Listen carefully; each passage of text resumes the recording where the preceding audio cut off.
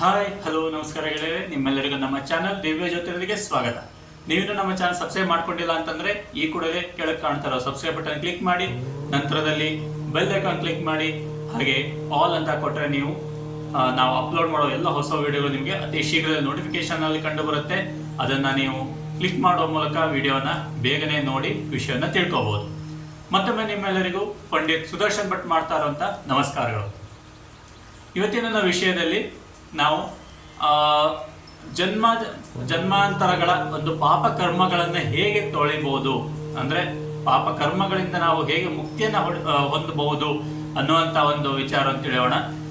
ಒಂದು ಸಣ್ಣ ಮಂತ್ರ, ಆ ಒಂದು ಮಂತ್ರವನ್ನ ನೀವು ಪಠನೆ ಮಾಡಿದ್ದೇ ಹೋದಾದ್ರೆ, ಜಪ ಮಾಡಿದ್ದೇ ಹೋದಾದ್ರೆ ಜನ್ಮಾಂತರಗಳ ಪಾಪಗಳಿಂದ ಮುಕ್ತಿ ಆಗ್ತೀರಾ ಅನ್ನುವಂತಹ ಒಂದು ಮಾತು.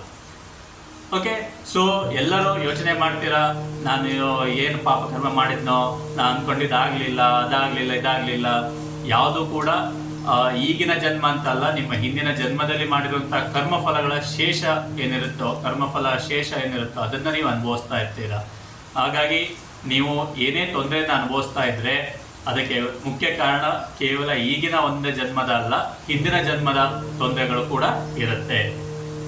ಈ ಒಂದು ಮಂತ್ರವನ್ನ ನೀವು ಆದಷ್ಟು ದಿನ ಪಠನೆ ಮಾಡಿ, ಇದರ ಮೂಲಕ ನೀವು ನಿಮ್ಮ ಜನ್ಮಾಂತರ ಪಾಪಗಳಿಂದ ಮುಕ್ತಿ ಹೊಂದಿ ಒಳ್ಳೆಯ ಫಲಗಳನ್ನು ಪಡೆಯುವಂತಹ ದಿನಗಳು ನಿಮಗೆ ಅತಿ ಶೀಘ್ರದಲ್ಲಿ ಕಂಡು ಬರುತ್ತೆ.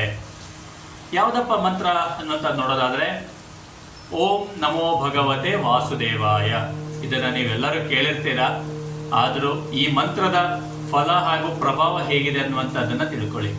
ಈ ಒಂದು ಮಂತ್ರವನ್ನ, ಓಂ ನಮೋ ಭಗವತೆ ವಾಸುದೇವಾಯ ಅನ್ನುವಂತಹ ಈ ಒಂದು ಮಂತ್ರವನ್ನ ನೀವು 12 ಲಕ್ಷ ಬಾರಿ ನೀವು ಜಪ ಮಾಡಿದ್ದೇ ಹೋದಾದರೆ, ನೀವು ಜಪ ಮಾಡುವಂತಹ ಸಂಖ್ಯೆ 12 ಲಕ್ಷ ಆಗಿದ್ದೇ ಹೋದಾದರೆ ನಿಮಗೆ ನಿಮ್ಮ ಜನ್ಮಾಂತರದ ಪಾಪಗಳಿಂದ ನೀವು ಮುಕ್ತಿಯನ್ನು ಹೊಂದುತ್ತೀರಾ, ಹಾಗೆ ಒಳ್ಳೆಯ ದಿನಗಳನ್ನು ನೀವು ಪಡಿತೀರಾ ಅನ್ನುವಂತಹದ್ದು ನಿಮಗೆ ಕಂಡು ಬರುವಂತಹ ಒಂದು ಫಲ.